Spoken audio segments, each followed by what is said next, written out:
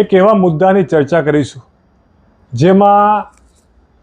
કોર્ટમાં જે પ્રોસિડિંગ થતી હોય છે એમાં જામીનના ઓર્ડર થયા પછી સોલવન્સી કેટલા રૂપિયાના ઓર્ડર હોય એમાં રજૂ કરવી પડશે એની વાત છે, જેના ઉપર ઘણા બધાને કન્ફ્યુઝન છે કે સોલવન્સી સર્ટિફિકેટ જે હોય છે એ ક્યારે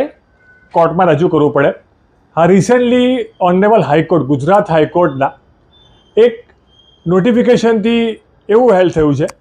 કે જ્યારે પણ કોઈ પણ જામીનનો ઓર્ડર 1 લાખ કરતાં વધારે રકમનો હોય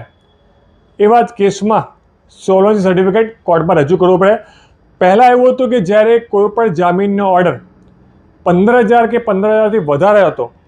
એવા કેસમાં જ સોલવન્સી જરૂર પડતી હતી, પણ હવે પછીથી 1 લાખ સુધીના જામીન અરજીના ઓર્ડરમાં સોલવન્સી સર્ટિફિકેટ જરૂર નથી.